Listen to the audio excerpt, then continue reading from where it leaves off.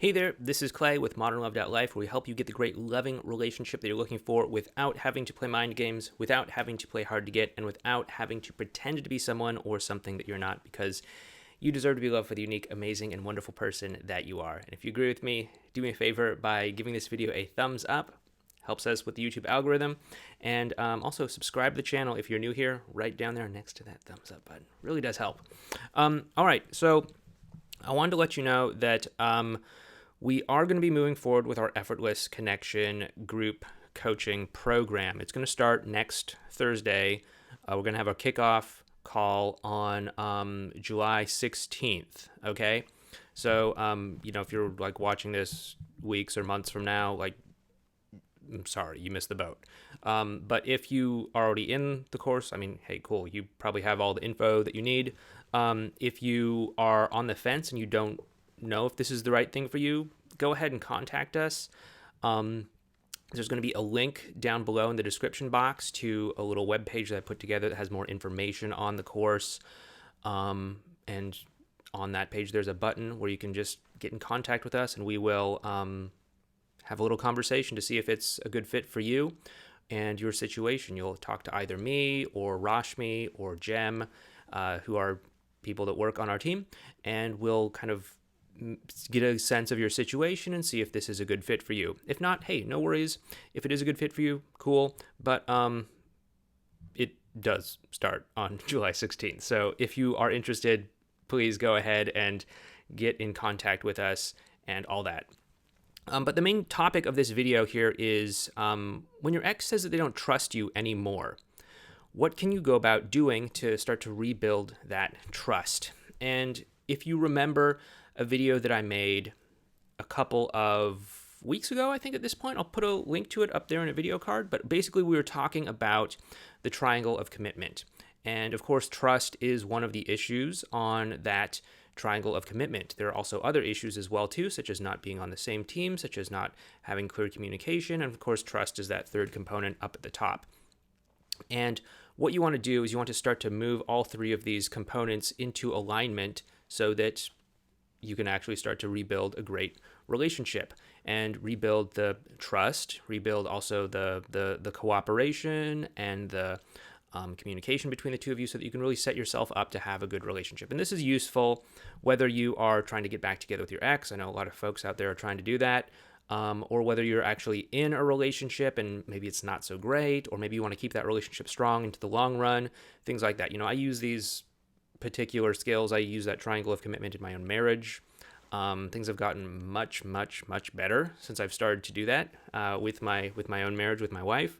Not like things were ever really all that bad, but things have just really smoothed out a lot, really smoothed out. So you might want to review that video if that's something that's new to you. But basically, when your ex doesn't trust you, it's kind of the symptom of all of the other components in the triangle not being in alignment, right? So what we would recommend that you start with is getting on the same team, okay?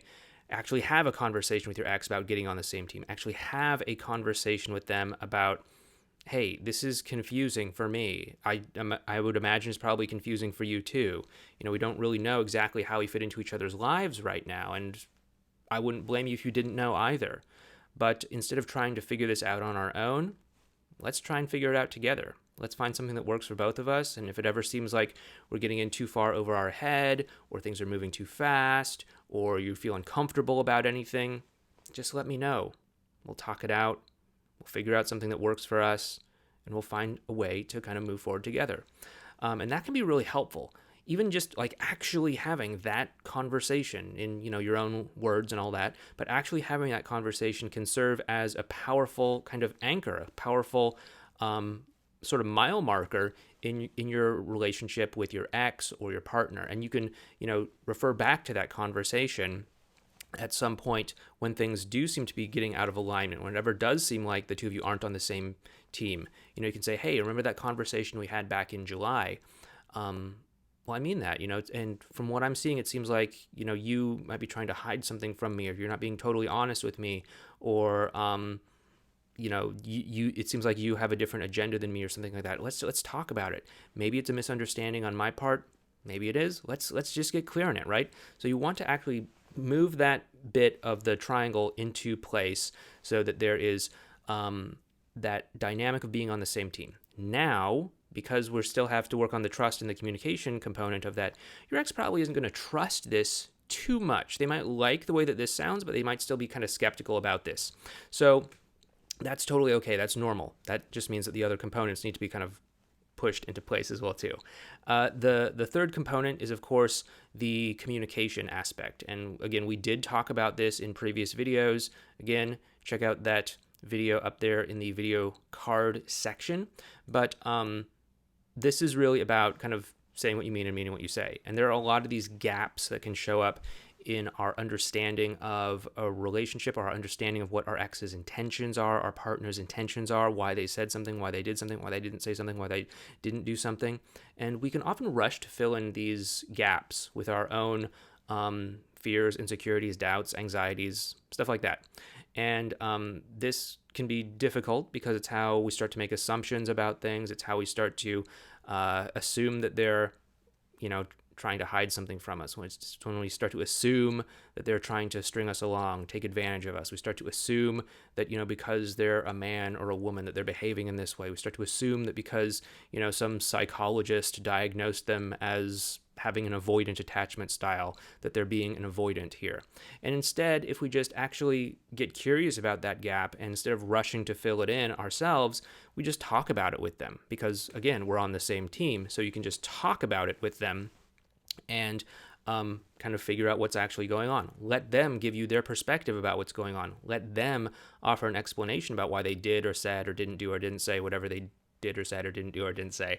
And that way the two of you can actually close that gap. So it's not just this assumption that potentially could be a pitfall, a trap that you fall into, some sort of misunderstanding, but it actually becomes something that allows the two of you to talk about things in a clear sort of way and get concise about what's going on, why they did what they did, help you get some understanding and all that. And the same way goes the other way as well too, because your ex has their own gaps. They have their own pitfalls. They have their own assumptions that they're making about maybe your actions, your intentions, your motives. And again, if you can get on the same team, create the context where they can just say, hey, why'd you say that? Hey, why'd you do that? Hey, it seemed like that was going on. That can be helpful too. Again, they might not trust you fully enough to do that just yet, but we'll get there. Don't worry. In the meantime, though, what you can do is you can decrease their expectations. If you suspect that they have a belief that you have a certain agenda or a certain attachment to outcome or something like that, go ahead and address that directly. Just let them know, hey, like for example, if you think that they think that that you're just trying to get back together with them and that you're not trying to listen to them, understand them, meet them where they're at emotionally or anything like that, decrease that level of expectation. Let them know things like, hey, I'm not trying to force anything that's not there. I think it'd be good if we were friends for the time being. Let's just take it slow. Let's not worry where this is going to go. Let's just enjoy spending time with one another. Things like that. This can help to decrease that level of expectation that they might have so that they can give themselves permission to spend time with you and actually connect with you a lot more. Okay, so we've talked about the being on the same team component. We've talked about the communication component. And then, of course, the final component is trust. And this is what this video is really about. But the whole trust component is really, can you be on the same team consistently today, tomorrow, the day after that, the day after that, the day after that? Can you communicate clearly, close those gaps rather than filling them in with limiting beliefs, fears, anxieties, doubts, and all that? Can you do that today, tomorrow, the day after that, the day after that, the day after that? And if you can do this consistently over a stretch of time, that's when something eventually snaps and your ex is just going to be like, I get it. I can trust you. I get it. I don't have to worry about, you say you're going to do one thing and then you do the other. I don't have to worry about you betraying my trust or cheating on me or, whatever it was that didn't allow the two of you to trust one another in the first place. And at the same time, it allows you to start trusting them as well, too, because you've created that context for the two of you to actually be on the same team and communicate clearly. Okay, so this is going to take some time. This is going to take a little bit of time to build up because, again, trust is something that happens over time, a different amount of time for different people, depending on what happened, depending on their own kind of emotional signature, all that stuff. But it does take some time because that's how trust is built. But basically, that's what you need to do.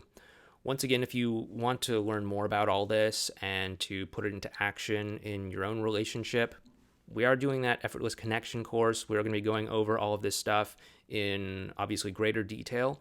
There's a link in the description box below where you can sign up for it if it sounds like the right thing to do, or at least express interest in it, and we'll have a little back and forth to see if it's a good fit for you. We're just going to ask you a couple simple questions. Basically, we want to make sure that you are in communication with your ex or your partner. If your ex or partner has totally walled you off, then I can't vouch for this program.